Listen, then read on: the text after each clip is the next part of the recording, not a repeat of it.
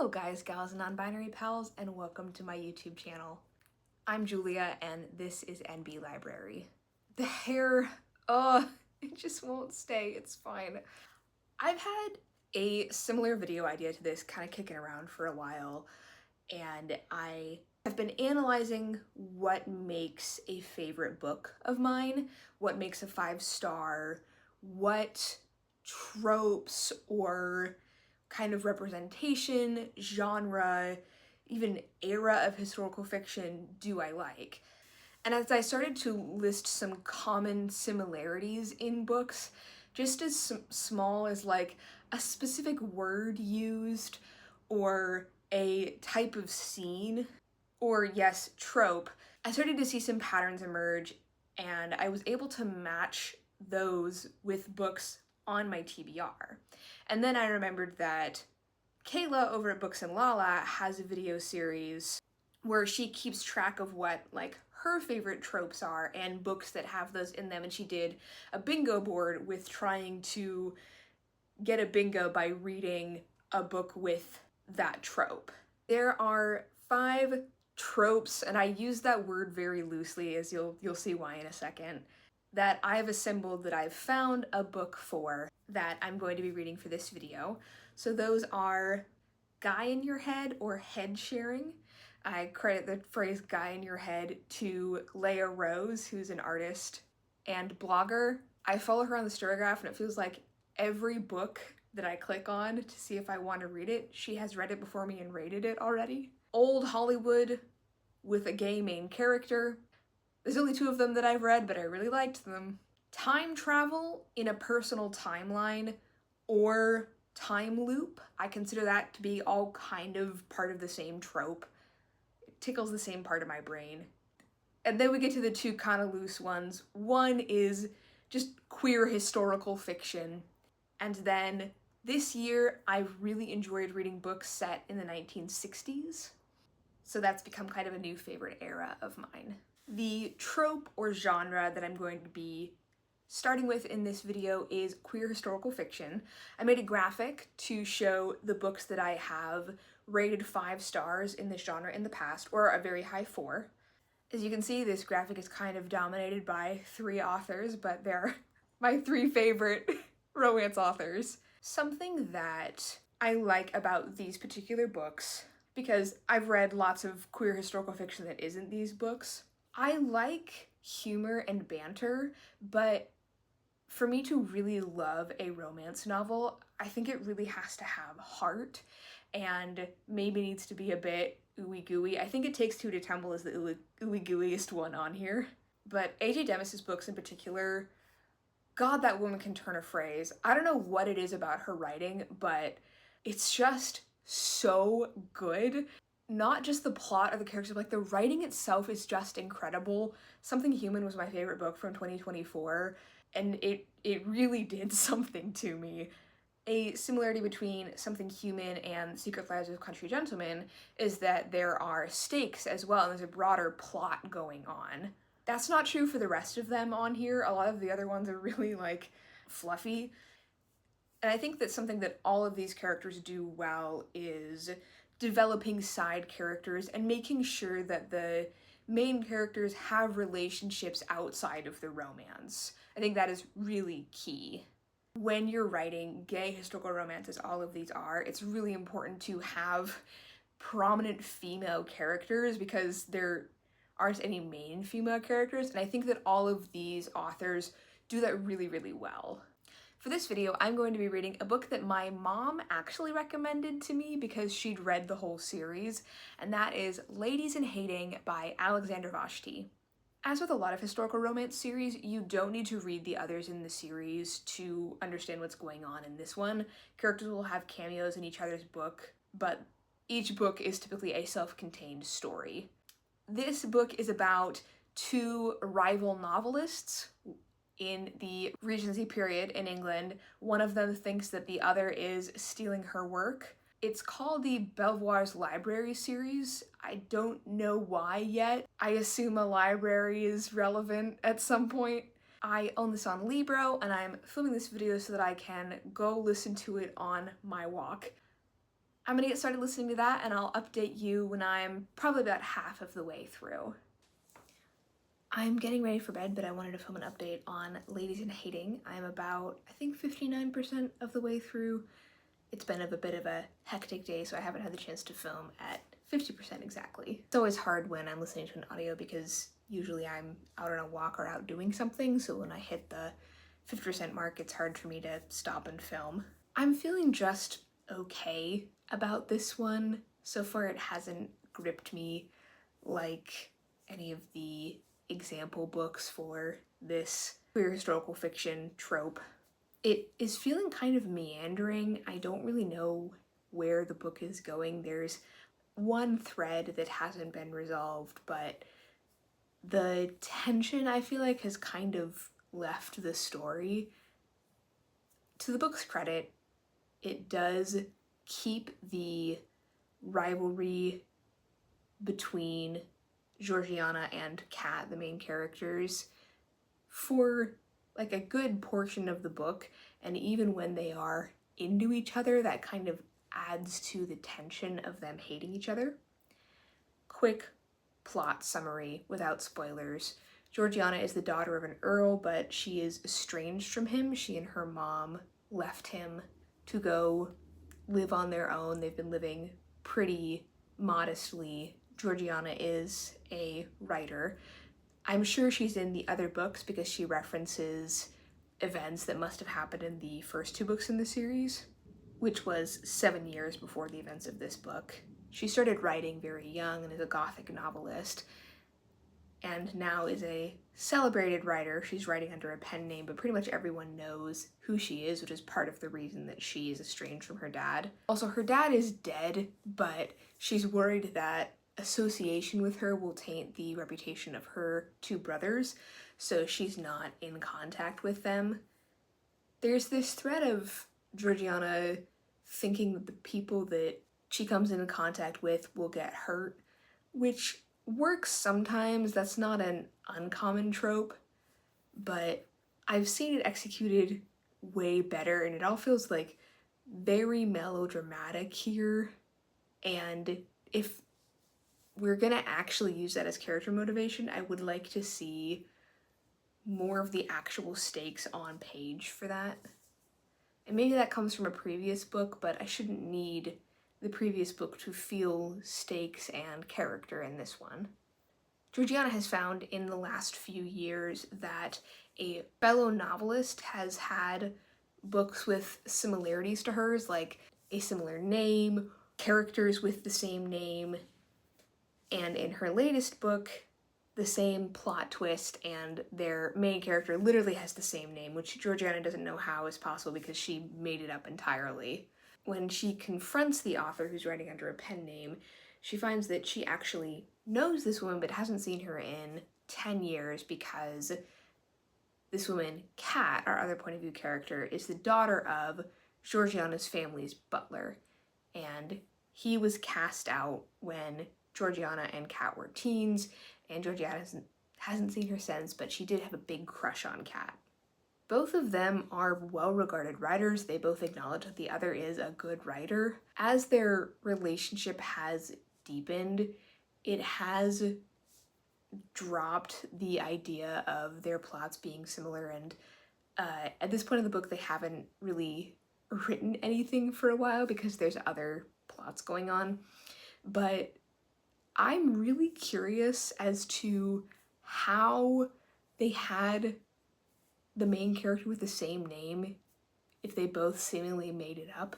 Some of the similarities are down to them having grown up in the same area and being informed by the same, like, Gothic influences. I have a theory that, like, someone in their publishing house or, like, one of their agents is, like, planting these things because not all of it has been explained. And part of what I was talking about the tension leaving is that they're not really concerned about that anymore, and again, they haven't been writing for a while. This book feels just kind of meandering. The plot is meandering, and it feels like every conversation takes several more pages than it ought to. Characters will like think and then say something and then think about what they said or didn't mean to say, and then think about the other person's expression, and then think about what the other person said, and then think about what they are going to say, and then repeat. And I had to speed up the audiobook because I was thinking, just please get on with it. When they get together, I was just kind of bored. Like, I didn't feel excited for them or anything like that. The sex scenes are just kind of rote. They're not bad or cringy, they're just kind of there. And the characters don't exactly feel 25 to me. They feel younger than they are, especially since both of them have been supporting themselves for a little under 7 years at this point. For this to get a higher rating for me, I think I need the characters to be a little bit more distinct. Their voices are pretty similar, which is not unique to this book. I've read plenty of romance books where I have to work hard to figure out whose head I'm in if I pick it up in the middle of a section. And I don't need them to be like the butch dominant one and the femme submissive one, but I feel like they have a lot of similar character traits and they notice a lot of the same things in each other. Like, we've had multiple times now, each of them notice like, oh, I thought she was so strong, but I note vulnerability. And it's fine for them to both notice that in each other, but it feels like almost the same language was used. As I'm explaining all of this, I feel like I actually might rate this lower than a 3.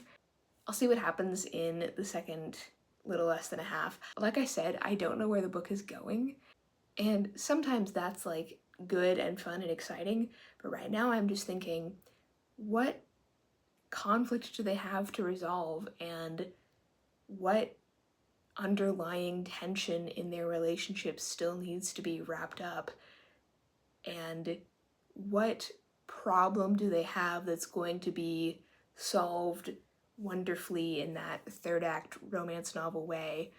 Because right now they both like each other, they're doing well in their careers, they've had something mysterious happen to them, but that can all be resolved. Their families are doing well. Like, there's not enough at stake. The stakes are very low. And in a cozy story, or, you know, a fluffy romance, it's fine if the world stakes are small, but the character stakes should be high in that case. I really want to feel the tension and that they want to be together, but they can't, even as they're falling for each other. At least that's what I'm looking for that make the other romance novels that I've referenced high 4s and 5s. Well, I'll see what happens in the second half and come back to let you know my thoughts and my rating. I finished Ladies in Hating yesterday, but it was my roommate's birthday and we were celebrating, so I didn't want to take time out of that to film this video. I'm gonna give this book a 3.25. I think the ending did get better than the first half, which brought up my enjoyment of it. I think that this book has really good elements to it, and I could see a good book in it, but I think that a lot of the good elements could have been brought more to the forefront, and the section spent in Renwick House, this manor that they both go stay at for inspiration, is a drag in the middle of the book. What I really liked were the family elements, and I had mentioned before I started this book that that's what I really enjoy in a romance novel, is the platonic relationships and the supporting cast are just as strong as the romance that's developing. And there was a really wonderful scene with Georgiana's mom, who, if you'll recall, like left their family to go live with her outside of nobility. And I just wish that that element had been brought to the fore more, because it was really emotional. I thought it was such a beautiful sentiment and scene. but the mom was just not in it for most of it. If I were editing this book or writing it myself, I would definitely change the climax, because one, something like pretty exciting kind of happens out of nowhere. There's one earlier point where the two characters are kind of in peril in the middle of the book, and then they get out of that situation and it goes back to being kind of fluff. But then at the ending, the climax is more of that. And it just felt out of place. And I wanted, like in a KJ Charles book, the intrigue to be more present. And also, another thing that I changed about the climax is that it's not either of the main characters' stories, really. And I thought that was such a weird choice, where this great thing happens, but it's happening, like, indirectly to the characters, and the, like, intrigue of the climax is not related to the characters. It's happening to somebody else. I thought it was such a weird choice, and disappointing, frankly. I think that the main characters continue to sound the same and be very similar. So similar, in fact, that they came up with the same, like, plots and character names, like, 4 times in a row, because they have such similar brains. And when I'm reading a dual POV book, I want the characters to be more different than that. There was a point in the book where one of the characters told the other that she loved her, and I had a little Storygraph update, and I said, "I don't believe it, Your Honor." They've known each other for a matter of weeks, and it seems like they are only in lust, not in love. I'm not really seeing the romance here. And again, I think that could have been fixed. This has a lot of great elements of a good book, and in the author's note, she talks about all of the real-life inspiration that she took for this book, which was honestly really cool. Like, a Gothic novelist among the nobility, that was a real person. Anne Lister, obviously, was a real person and historical lesbian. And there were 2 women who went and lived in a cottage together, and people would come visit them. But I think it just spent way too much time on interiority, which is not a unique problem in the romance novel genre. People must like that. I don't. Like, I think that a character study is fine, and a character thinking really hard about their feelings is fine, but it felt like we were kind of rehashing the same emotions over and over again, and then it would happen again in the other person's POV, so then that was doubled. So unfortunately, this will not be going on my favorites graphic here. Honestly, I read a book earlier this month before I started filming this video that can easily fit on this graphic, and I'm bummed that I kind of wasted it. So, sorry, Mama, I didn't like this book as much as I was hoping, but thank you for the recommendation. And I'll get back to you in just a bit with the next trope and next book that I'm going to read.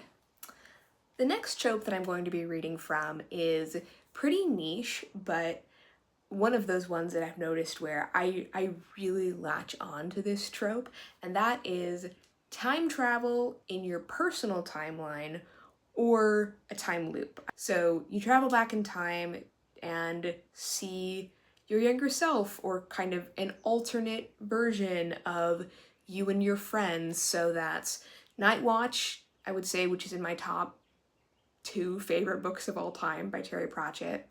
Time and Time Again, which I just read last year. Throwback, one of my favorite YA books by Maureen Gu. Some Death to Glory by Emily Tesh, which is also dealing with more of that alternate universe. And The Secret Library by Kekla Magoon, a middle grade book that, if not for the ending, which I think was terrible, would be my favorite middle grade book of all time. The highlights of this trope that make me giggle and kick my feet are, like, befriending your ancestor, like befriending a relative I can't name for spoilers in The Secret Library, or the main character's mom in Throwback, or mentoring your younger self as Sam Vimes does in Night Watch. seeing people who are dead or seeing them in a new light in the past. It's almost like the joy that you get from fan fiction or an AU fan fiction where you are seeing these characters from a different angle or a different perspective, and there's a story that you know, as in Night Watch or Throwback, about how things happened, but actually getting to travel back and live them or live them from a different perspective, I just find irresistible. So the book that I had picked to read for this, since I already started it, is Shoestring Theory by Mariana Costas. You might remember if you've seen my r/fantasy bingo TBR that I picked this for the older protagonist square. It is also one of my 26 books to read in 2026, so a lot riding on it. Unfortunately, I did DNF it. I started it and DNF'd it today. I needed a book to read on my lunch break, and this is, okay, this book had something, if not for this one thing, which is actually a huge thing, I would have probably tried to push through, but I absolutely cannot stand italics used for emphasis. You can do it once or twice a book to great impact or hilarity. But if you're doing it 2 to 3 times a page, you are juvenile, and I will not take that back. I can decide for myself what part of a sentence needs to be emphasized. I DNF'd a book by Mercedes Lackey for this very reason, because I think that at least early on in her career, she's really bad about this, and I love Mercedes Lackey. She's a guilty pleasure author of mine. I also noticed this in a book that I read earlier this month, Field Guide for the Formerly Villainous by Autumn K. England, and that was by an experienced author, so no excuse. I just feel the author's hand, like, on my shoulder while reading, and they're like, did you get that? Did you get that part? Was that emphasized? I'm like, yes, I get it. Thank you. It's like nails on a chalkboard to me. Cannot stand it. So as I was reading this book, I'd read the first chapter and thought it would be all right. It was particularly egregious to me. Also, I mentioned in my r/fantasy bingo TBR that this reminds me of a lot of Bag and Shield fanfictions where Bilbo goes back in time to try and fix the events of The Hobbit, particularly the Hobbit movie, and he falls in love with Thorin, which I think is a great trope. Like, I like a time-traveling fix-it-fic. It is this trope. This is why I picked this book. But the main character of this book is a witless coward, which really didn't endear me to him. And then, like in fanfiction, where, tell me if you've read this particular type of fanfiction, the author of the fanfiction thinks they can only use canon characters, and they're afraid to make up any new OCs for fear that that would brand them as someone who makes up OCs, even if it's like a named guard that the main character has 2 interactions with. Some of my favorite fanfictions like revel in their OCs that aren't romantic prospects for the main character. They're just like great other characters in the book or movie that were needed. I'm getting sidetracked.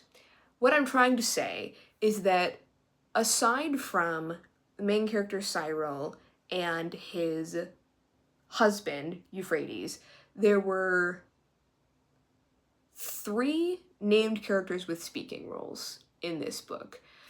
In a castle full of people, 3 named characters.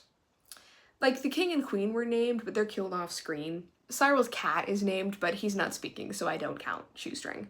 Everyone important you know is gonna be the, like, 5 characters in the book, and I feel like that's not enough characters for a fantasy book, especially if it's not set in, like, 2 rooms, you know? Like, if you're on a submarine with 5 characters and it's a taut character study, that's one thing. In a, like, fantasy where presumably the politics are important, having that few named characters is, I think, just a lack of confidence in your own writing ability. So, all of that preamble, and I haven't told you what the book is about. Cyril's the main character. I thought he was a lot older than he was. He's in his late 40s. I just turned 30 and I'm getting real tired of people saying like your late 40s are old. They're not. Even in fantasy times, like that's not that old. You're not like a creaky old man. I mean, you could be, but you're not like decrepit. Anyway, Cyril is at the beginning of the book living in the aftermath of his husband, the king, having gone mad and something catastrophic happening to the kingdom. He casts a spell to send his own consciousness back in time to his younger self to try and prevent his husband from going mad. But because of a spell that he had cast at the beginning of their marriage, he also accidentally brings his husband Euphrates' consciousness with him. So both he and his husband, from their like 49 young 50-year-old minds, are in the bodies of their mid-20s selves. But everyone around them, Euphrates' older sister, her fiance, and Cyril's aunt, have no idea what's going on. But Euphrates and Cyril know that things are about to go very, very wrong. This could have had, like, the elements that I like in one of this type of books where, like, the main character knows what's going on, but nobody else does, and so they're, like, thinking asides to themselves about, like, oh, I know what's gonna happen to this character. But despite the pink cover, the story is quite dark. Like, Cyril has been through some really traumatic things, and if this review has not dissuaded you from reading this book, I would look up trigger warnings before you start. The first chapter is pretty brutal. So none of it felt fun. Like, Cyril was just thinking about how everyone was gonna, die and have bad things happen to them, and then Euphrates is, like, evil. He's hurting Cyril in some scenes. And so you don't get anything, like, fun and flirty, or where, like, both of them know what's going on and no one else around them does. It's just depressing. So I really thought that this was gonna hit the beats for me, and I didn't feel any of the, tingles that I usually feel in this type of book. So I DNF'd at 21%, and I'm not gonna read anything else for this trope. I consider it read for my 26 books to read in 2026, and I've replaced it with a different book for my older protagonist, Bingo Square. Luckily I had a book to read, so that's that. It was one of those times where I was reading the book and I checked in with myself and I said, Julia, if you stopped reading this book, would you feel relieved? And when the answer is yes, I DNF the book. Because I was pushing myself through it from, like, chapter 3, so it was a sign. The next trope that I'll be reading a book for is the guy in your head trope. That's what blogger and fan artist Leah Rose calls it.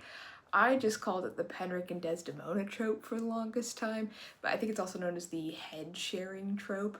So here are some of the books that I've read and enjoyed that have this trope. As I mentioned, Penric and Desdemona, one of my favorite series, Vespertine, one of my favorite books last year, Psalm of Storms and Silence, The Stardust Thief, and the quite popular and Hugo Award-winning Memory Called Empire. I was going to put this on the board and then I decided not to, but also kind of my favorite run of Deadpool has this trope. But anyway, I really love the, like, body sharing, head sharing, where usually one character is, like, it's their body originally, and then this other character is kind of, like, friendly possessing them, and it's just usually, like, a snide voice in the back of their head. Sometimes they can take control, sometimes they're sharing. I think that the thing that I love about this is that I haven't read a romantic version, and actually the book that I'm going to be reading for this is a romantic version, but I like that you're able to have such intimacy with another character despite the fact that you can't see them. It's, like, kind of the most intimate thing that there can be, but in all of the versions that I've read, it's platonic, and I really like having such a close person to you that is not you. I think it's so fun, and I find it so enjoyable. So the book that I'm going to be reading for this is The Corruption of Hollis Brown by Kate Ancrum. Kate Ancrum is an author that I've read from before. She wrote The Weight of the Stars, which is sapphic, like near future, but mostly like contemporary kind of slice of life. So this will be my second book by her. I first heard about this book from Kayla over at Books and Lala, and this is horror, but it's YA horror, so I usually do a little bit better with that. And I know that there is a boy named Hollis Brown and I think, angry ghost who's possessing him, so the possession is not consensual as it is in other versions of this trope that I've read. And they fall in love somehow, so I'm curious to see what happens there.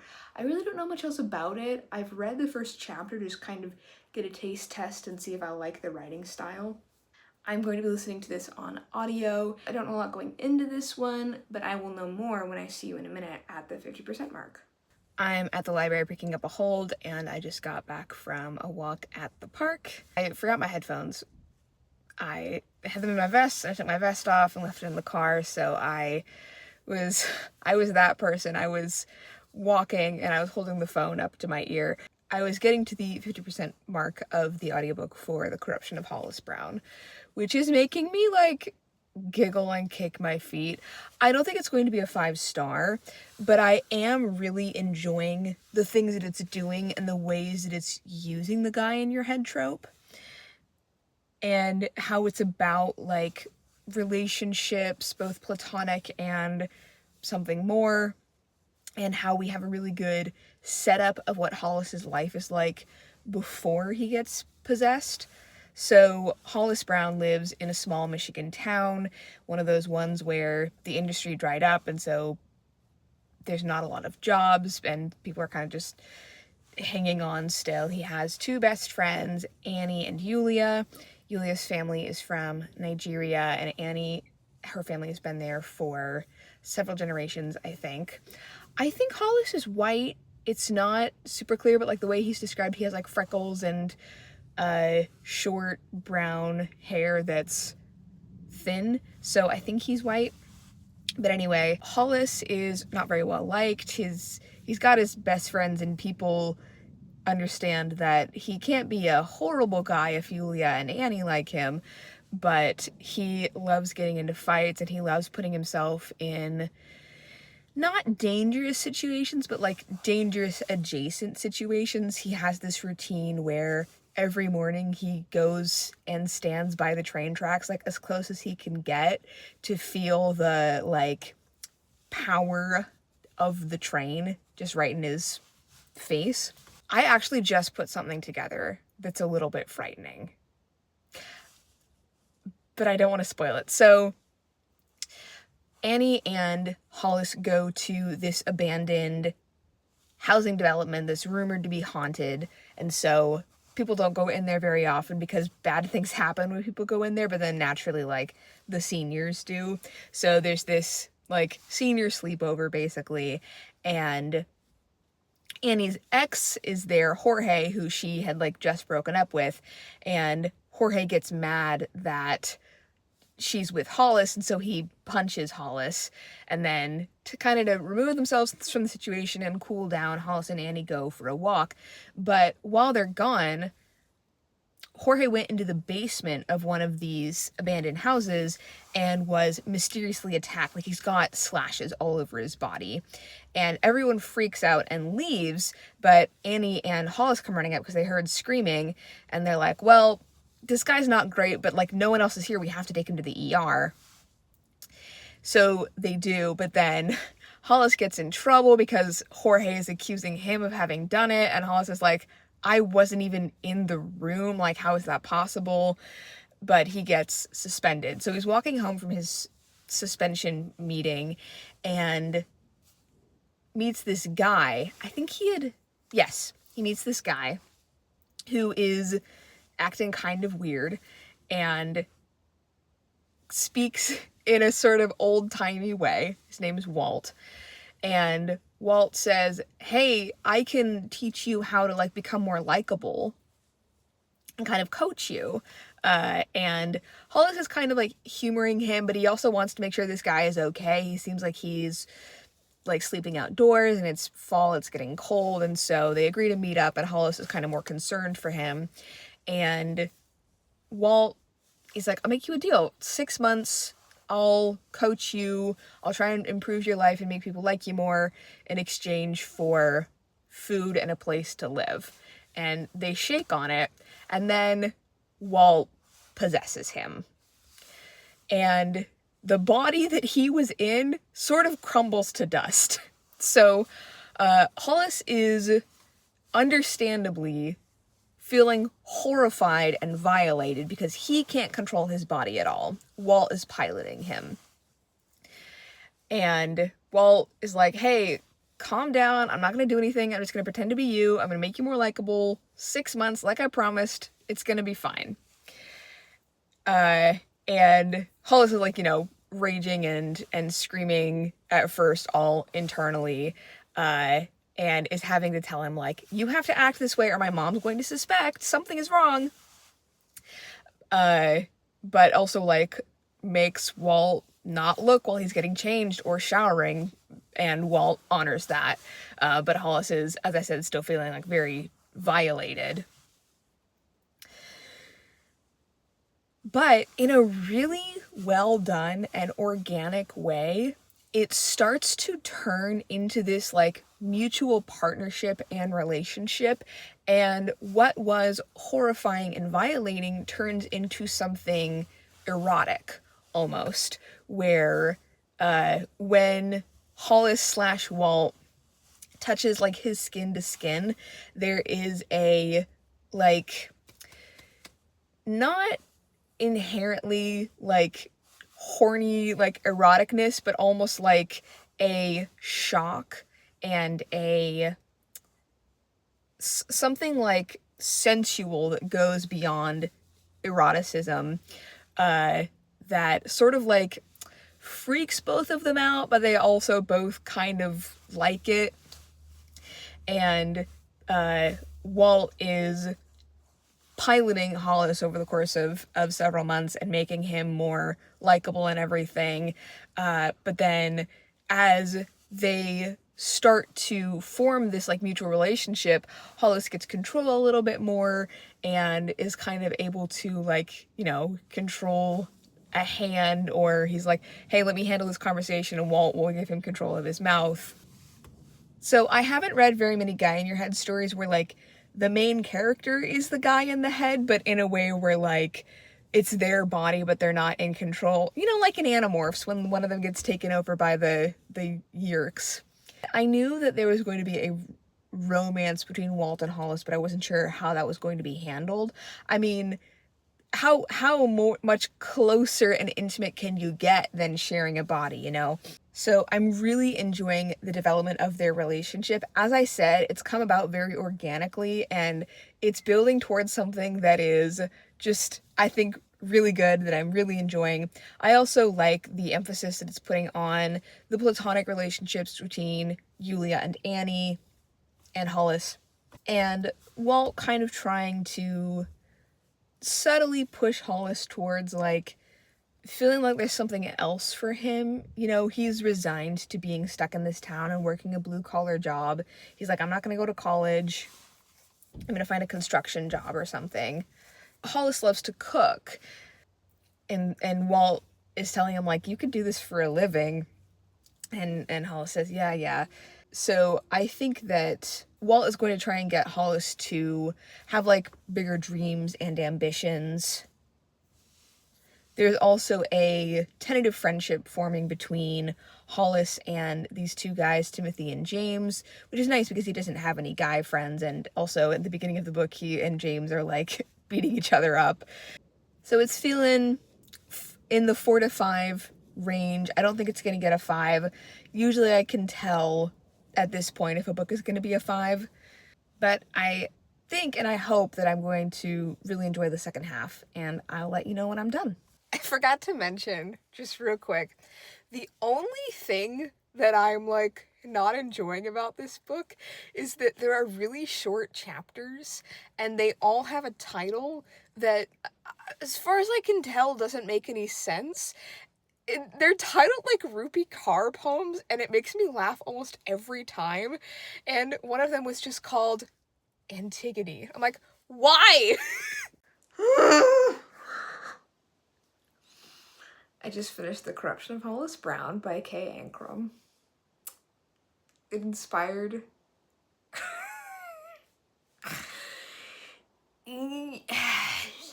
it's good. It's a good scream. It was very good and cute. And I'm really rooting for the boys. There was a line in there where Walt said, "I love you," and Hollis said, "Tell me again later when I can do something about it." Y'all. Keep seeing like my belly button in this dress. I'm gonna rate this 4.25 stars. I really liked it. I loved the relationship between Walt and Hollis, and the relationships between Walt and Hollis and Yulia and Annie, and how Hollis's friends get to know Walt, and like the love that Hollis has for his friends and the love that they have for him, and this kind of like gooey, mostly platonic friendship. I kind of intuited this, but what the book is kind of about, as Ancrum talks about in her author's note, is community in rural, poor areas, and how people who have very little work together to make something. She talks about the children's book Stone Soup, and how people have little, but when they combine it and make soup together, then they can make something to sustain themselves, and how Walt and Hollis want to make their town better and stay and help it. And it was just really good and sweet, and as I said in my 50% update, just all about relationships, both romantic, platonic, and familial. The reason I'm not rating it higher is I wish that there had been a little bit more conflict in the book.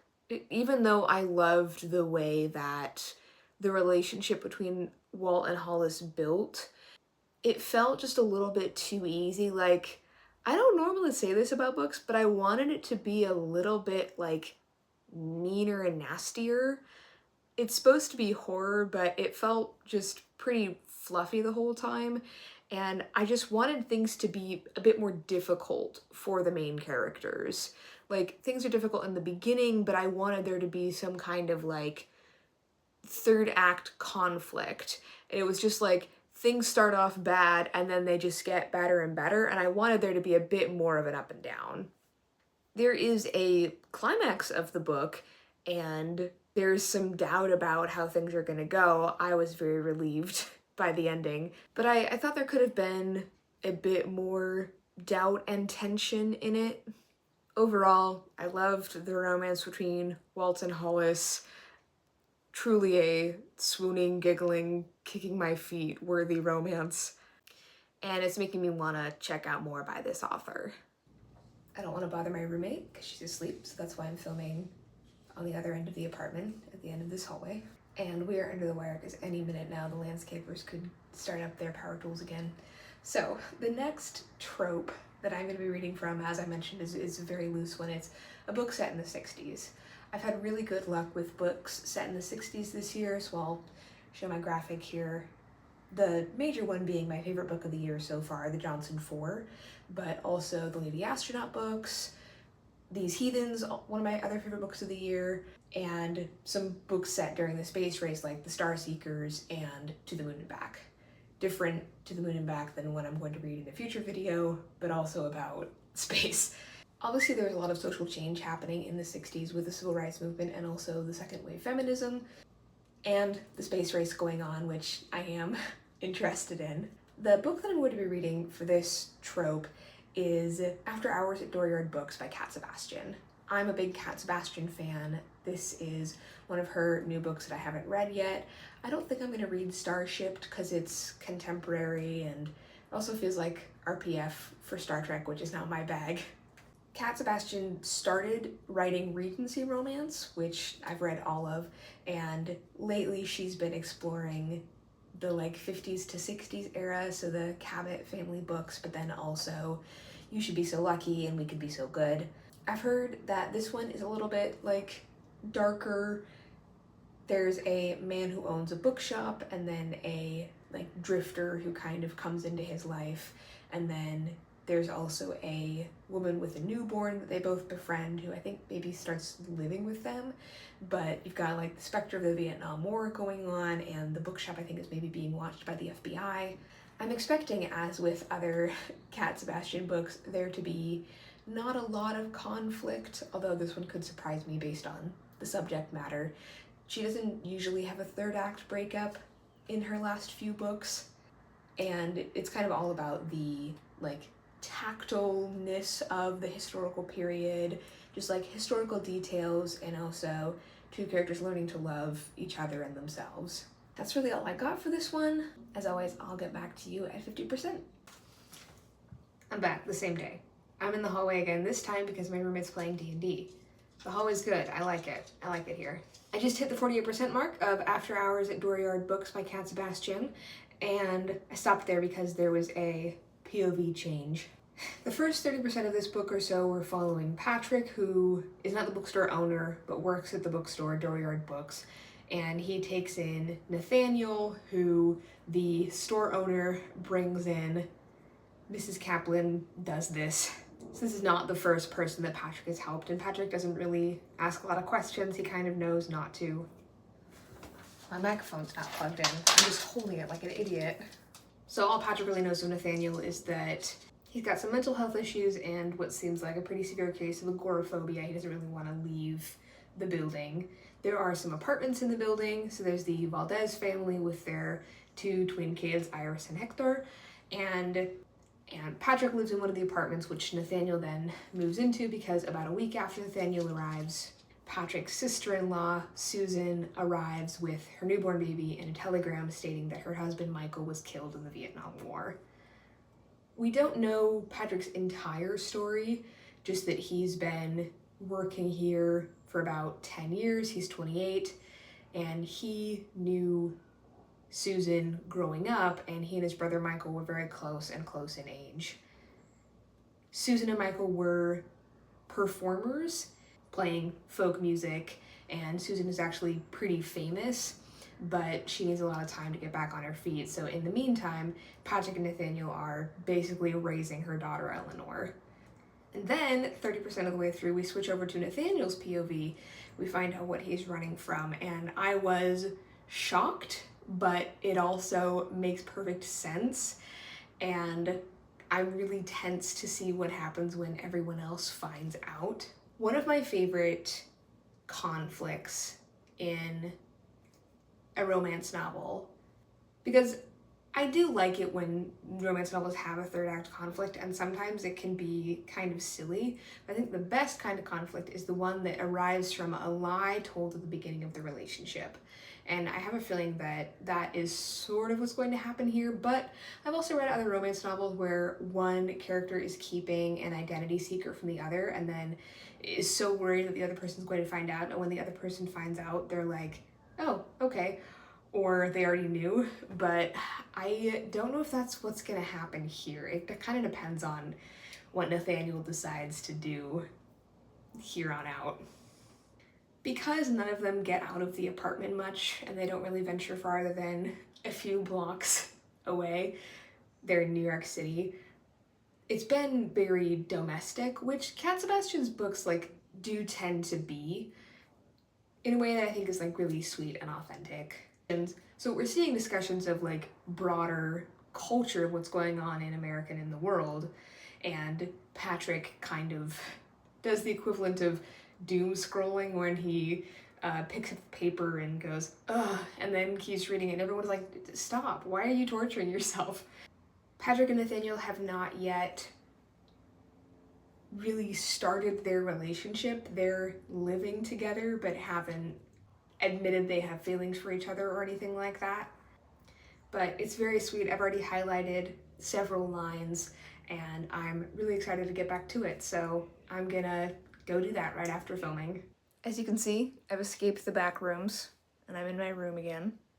It's been a few days now and I just haven't had the chance to film, but I did finish After Hours at Dooryard books and I loved it. It was so good.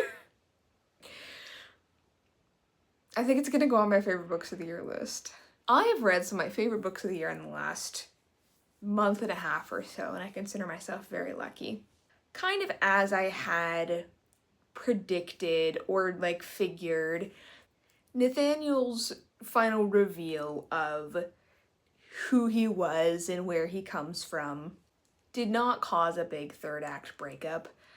I like how it was handled and I didn't feel like necessarily disappointed. I think I would have liked a little bit more conflict. Patrick is actually madder because Nathaniel tells him and he is basically like, do you want me to be madder about this? Do you think that you deserve me to be more mad at you? Because I'm not gonna let you use my anger as your like self-harm, basically. And actually the person who's angrier is Patrick's sister-in-law, Susan, who has more of a hang-up about Patrick, but they eventually find their way back. All in all, it was just really good. The writing was like excellent. Just Kat Sebastian's banter and the way that she just draws characters is so wonderful. I really miss having a Kat Sebastian book to read every year, and dang it, it was so good. It's convincing me to maybe read Starshipped, because I have heard good things about that one, and I just really like her writing. I had talked, actually, in my section I was talking about what I like in Kat Sebastian, K.J. Charles, and A.J. Demas's historical fiction writing, that the romance is not the only important part. Like, the relationships with other characters and the platonic relationships are also important, and this book does such a good job of that. Not only Patrick and Nathaniel's relationships to Susie and Eleanor, her daughter, but their relationships with the regulars, with Mrs. Kaplan, who owns the building, the support network that they have, what that says about all of them. I really liked it and it made me very happy. The next book that I'm going to be reading, I will probably start tomorrow, actually. It's already out, but my Libby credit for the month doesn't re-up until tomorrow, so I hadn't been able to listen to it yet. The last trope that I'm going to be reading a book for this video is, I'm calling it the gay old Hollywood trope. And as you can see, there's only two books. It's Seven Husbands of Evelyn Hugo by Taylor Jenkins Reid and Siren Queen by Niveau. I think old Hollywood is really fascinating, especially from a queer lens, and in all of these books, it's marginalized people having to hide part of themselves to be more palatable and to like get ahead in Hollywood because that environment is so cutthroat. The book that I'm going to be reading for this is There's Only One Sin in Hollywood by Rashid Newson. This is about a Hollywood backlot fixer. I imagine he's like that guy that's the main character of Hail Caesar by the Coen brothers. So he makes problems go away for the stars. And he's particularly operating in Black Hollywood. And his secret, obviously, is that he is gay. I don't really know much more about it than that. I haven't like read an excerpt or anything, which I usually do. I also have another book by this author that I'm planning to read this month, My Government Means to Kill Me, which is his debut book. This is about a young man in New York City during the AIDS crisis. You may see me read that in a future video. I like the glitz and glamour of old Hollywood and just the sense of being transported to a historical time period that I don't feel with books about modern celebrities. That's just not as interesting to me. I think that like the sets and the way films were made and the power that studios had over their stars is really interesting, compelling, lends itself to good conflict. I really like the speculative elements of Siren Queen. I don't think that's going to be present in There's Only One Sin in Hollywood, but just a note, I've never quite gotten over the invention of Hugo Cabret and learning about the films of Georges Méliès and the radiance by Catherine Valente of it all. So filming this a bit prematurely, but you'll see me again when I have the audiobook and I'm halfway through. This update will be very quick because I have a sore throat and I actually just got back from urgent care for it. But I took a Fisherman's Friend, which I highly recommend if you ever have a cough or a sore throat. It has a lot of menthol and it made me sneeze a bunch, but it really gets the job done, like Chaperone. So I'm halfway through There's Only One Sin in Hollywood. I actually got halfway through on Thursday and then I just didn't have the chance to update you and then my throat hurt. The story was kind of dual timeline. The main character, Aaron, is narrating his story several years after the fact in kind of a letter to someone. He talks about in the early 50s, his young adulthood when he enrolled in the Navy during the Korean War and met a man named Hollis, who was a fighter pilot. And the two of them have a physical relationship, but it's not very like romantic. And Horace wants to have Hollywood make a movie about his life, so he and Aaron go to Hollywood, but it doesn't quite work out. And like, they're hard chapters to read because you're not like rooting for the relationship, so you're like seeing how we got here, but it's a little bit rough to read. And then you're in the present day where it's like the early 60s, so about like 8 years later, there's a young black star named Xavier that Aaron is acting as a handler for. Xavier still wants to have liaisons with men and Aaron is trying to keep him out of trouble, so that storyline hasn't advanced all that much. But we know that Aaron is married. His wife is pretty religious but also very smart, has a good sense of humor, but in the kind of like 1950s timeline, he comes out to her and she's very distressed about it. So there's not a lot of like positive relationships in the book so far, so that hasn't really been to my taste. I'm not saying that that's bad. I know a lot of people could be really interested in that. It's tough to read when like the main character has just no positive parts of his life, it seems like. And there hasn't really been all that much talk about Aaron's job, or like there have been fewer scenes in Hollywood than I would have expected. But I think now that the past timeline and present timeline are kind of caught up, we might start to see more of his relationship with Xavier. Okay, I think that's all I have the stamina for, so I'm gonna stop here, and hopefully when I update you, I will be feeling better and can be a little bit more verbose and have a little bit more energy. I got a new rotating bookshelf. This was my great aunt's VHS shelf, and I was helping clean out her house this weekend. She's alive, she's just downsized, so we're going through her stuff. So more room for books because the other side is empty, but I will probably be getting rid of books before I get that many new ones. Anyway, a few days ago I finished There's Only One Sin in Hollywood, but because I've been sick and just had various things going on here at home, hadn't had the chance to update you. It's hard to film when there's like the AC going, but now that it's cooled down, it is a little bit easier to film.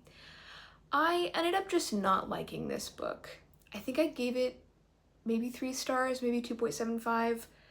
I'm gonna say 3 because from a craft standpoint, it was fine, but this book was just not what I thought it was going to be. And on the one hand is that, you know, expectation versus reality, but on the other hand, I think that it focused on the wrong things. I mentioned in my first half update that Aaron's lover Horace was a really big part of the first half of the book. I was kind of wondering why we were spending so much time on that relationship and not on Aaron in Hollywood. But then in the second half, they're making a movie of Horace's life finally, and Xavier, the man that Aaron is attracted to, is playing him. And it's just more about Horace, who I just don't care about. And the book did not convince me why Aaron should care about him either. They didn't have like a great relationship. Aaron kind of hero worshipped him, and they had a bit of a dom-sub relationship, but there was not a lot of emotional connection there, it seemed like. And you'd think that, like, with time and the benefit of hindsight and having grown up, Aaron would have been able to recognize that. And by the end of the book, this is not a love story, it's not a romance. Aaron doesn't really have anyone in his life who cares about him, and he's a coward. He's content to go along with the status quo. He doesn't think that people should rock the boat. He doesn't believe, as Xavier does, that a gay liberation movement is on the way. And honestly, I just wish that we'd been following Xavier instead, or cut out a lot of the Horace stuff, had it be dual POV, and then you could have had the contrast of the opinions of these two characters about how they should conduct their queer lives, where Xavier is more out and proud and Aaron is more cautious and scared. I think that would have been very interesting, and then we could have seen more of Hollywood, because honestly, we don't see that much of it in this book. I think this book was just too short. It wasn't devoting time to the things that I thought were interesting, that I came to the book for. And the passage of time is also strange. The earliest events of the book, when Aaron enrolls in the Navy, take place in like 1952, let's say, and then the end of the book takes place in like 1967, but I didn't see enough like change in Aaron's life to justify those 15 years. And like at some point his wife kicks him out onto the couch, and then I guess he's staying there for several years after that. Like, it wasn't super clear how much time had passed. This just wasn't the book that I was hoping it was going to be. I am still interested in reading a book about a Black gay character in Hollywood. I think there's so much potential for story there, but I just didn't enjoy this one, and I didn't think that it was up to par. That is the last book that I'll be reading for this video. I had some really successful books, some books that I was just okay about, and then a DNF. And I didn't even realize, because I read so many of these, that 4 of the 5 books in this vlog were gay, and one of them was sapphic, but that's just how my TBR works out sometimes, where I've got a lot of queer books on it. I think that looking for tropes that I like, or, you know, subgenres or eras that a book is set during, is successful, even if every book that I read for this book was not a huge success. Sometimes when the book hits, it hits, in the case of Corruption of Hollis Brown and After Hours at Dooryard Books, and sometimes it's just not executed to my taste. But I will still be on the lookout for all of the tropes and subgenres and eras that I've mentioned so far in this video, and they are still definitely favorites of mine. Thank you very much for watching. Please like and subscribe if you haven't already. If you have gotten all the way to the end of this long video, I truly appreciate it. I've been working on it for a while, and I will be back next time with another video. Talk to you then.